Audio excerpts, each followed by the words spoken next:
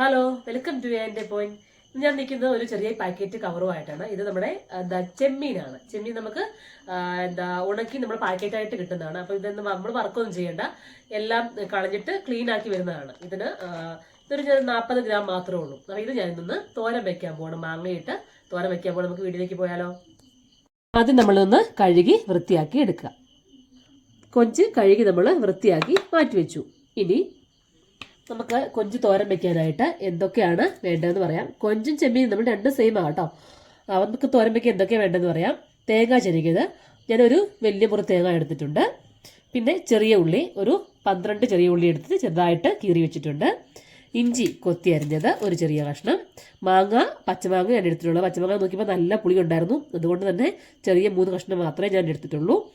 പിന്നെ ഒരു 3 പച്ചമുളക് കീറിയിട്ടത്, ഒരു ചെറിയ സ്പൂൺ മല്ലിപ്പൊടി, അതേ സെയിം സ്പൂൺ മുളക് പൊടി, ഒരു കുഞ്ഞു സ്പൂൺ മഞ്ഞൾപ്പൊടി, പിന്നെ ഒരു ശകലം 1/4 ടീസ്പൂൺ ഉലുവാപ്പൊടി. ഇത്രയും ചേർത്ത് നമുക്കിതൊന്ന് എല്ലാം കൂടി ഒന്ന് ചതച്ചെടുക്കാം. ചതയ്ക്കുന്ന തേങ്ങയും ഈ പൊടികളും മാത്രമാണ്, ബാക്കിയൊന്നും നമ്മൾ ചതയ്ക്കുന്നില്ല. അപ്പോൾ ഇതൊന്ന് ചതച്ചുകൊണ്ട് വരാം. തേങ്ങ ഞാനൊന്ന് ചതച്ചെടുത്തു. തേങ്ങയും മുളക് പൊടിയും മഞ്ഞൾപ്പൊടിയും മല്ലിപ്പൊടിയും എല്ലാം കൂടി ഒന്ന് ചതച്ചെടുത്തു. ഇത് കൂടെ മാറ്റി വയ്ക്കുക. ഇത് നമ്മൾ ഏത് പാത്രത്തിലാണോ നമ്മൾ തോരൻ ഉണ്ടാക്കാൻ പോകുന്നത് ആ പാത്രം, ഞാൻ ചട്ടിയാണ് ഉപയോഗിക്കുന്നത്. ചട്ടി ഞാൻ അടുപ്പത്ത് വെച്ചിട്ടുണ്ട്. അത് ചട്ടി നമ്മൾ ചൂടായി വന്ന ശേഷം നമ്മൾ അതിലേക്ക് എണ്ണ ഒഴിച്ചു കൊടുക്കുക. അപ്പം എന്തിനാണെന്ന് വെച്ചാൽ ഇത് ഒന്ന് അടുക്കി പിടിക്കാണ്ടിരിക്കാനായിട്ടാണ്, അല്ലെങ്കിൽ ചിലപ്പം കരിഞ്ഞു പോകും. അപ്പം ചെറുതായിട്ട് ചൂടായ ശേഷം നമ്മളൊന്ന് താഴ്ഭാഗം തീർത്ത് നമ്മൾ ഇത്ര വെളിച്ചെണ്ണ ഒഴിച്ചു കൊടുക്കുക. ഇനി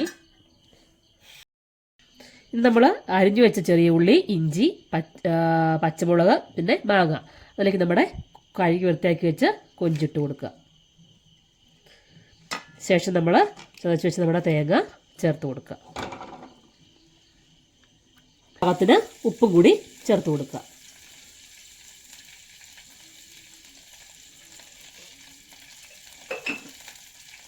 എല്ലാം കൂടി നന്നായിട്ടൊന്ന് ഇളക്കി യോജിപ്പിക്കുക. ഈ ചെമ്മീൻ പെട്ടെന്ന് വെന്തോളും കേട്ടോ. ഒരുപാട് വെള്ളമൊന്നും ഒഴിക്കേണ്ട, കുറച്ച് വെള്ളം മാത്രം ഒഴിച്ചു കൊടുക്കാവൂ. കാരണം ഇത് പെട്ടെന്ന് വെന്ത് വരും. മറ്റേ സാധാരണ പച്ചമീൻ ഉണക്കല്ല, ഉണക്കക്കൊഞ്ചാണ്. അപ്പോൾ അതുകൊണ്ട് പെട്ടെന്ന് വെന്ത് വരും. എല്ലാം കൂടെ ഒന്ന് മിക്സ് ചെയ്തിട്ട് നമുക്ക് ചട്ടിയിലേക്ക് ഇട്ട് കൊടുക്കാം. നന്നായിട്ട് ഇളക്കി യോജിപ്പിച്ചു. ഇനി നമുക്കിത് ചട്ടിയിലേക്ക് ഇട്ട് കൊടുക്കാം.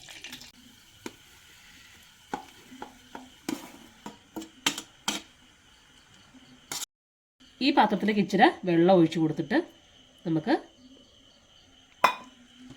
ചട്ടിയിലേക്ക് ഒഴിക്കാം.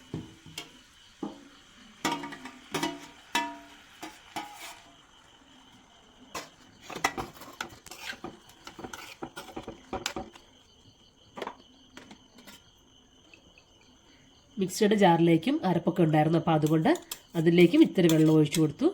ഇതിന് അതും കൂടി നമ്മുടെ ചട്ടിയിലേക്ക് ചേർത്തു.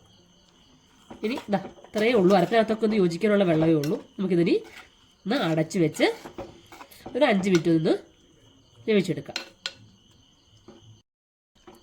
ഫ്ലെയിം കുറച്ച് വെച്ച് നമുക്കൊരു 5 മിനിറ്റ് വേവിച്ചാൽ മതി. ഫുൾ ഫ്ലെയിമിൽ വെക്കണ്ട കേട്ടോ. അപ്പോൾ ഇടയ്ക്ക് നമുക്കൊന്ന് ഇളക്കി കൊടുക്കാം.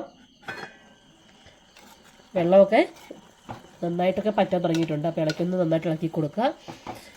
വീണ്ടും ഒന്നുകൂടെ ഒന്ന് അടച്ചു വയ്ക്കുക. നമുക്ക് ഈ കൊടുത്തു. ഒന്നുകൂടെ ഒന്ന് നമുക്ക് അടച്ചു വെച്ച് ഒരു 3 മിനിറ്റും കൂടി വേവിക്കാം. നമുക്കിനി തുറന്ന് നോക്കാം. വെള്ളമെല്ലാം വറ്റി നമ്മുടെ മീൻതോരൻ ഇവിടെ റെഡി ആയിട്ടുണ്ട്. അത്രയേ ഉള്ളൂ കണ്ടോ. പെട്ടെന്ന് തന്നെ വേകുകയും ചെയ്യും. താമസമൊന്നുമില്ല.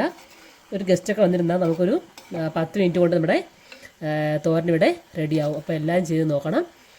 ഇഷ്ടപ്പെട്ടെങ്കിൽ നിങ്ങൾ കമൻസൊക്കെ അറിയിക്കണം. അടുത്ത നല്ലൊരു വീഡിയോസ് കാണാം. അതുവരെ ടേക്ക് കെയർ, ബൈ.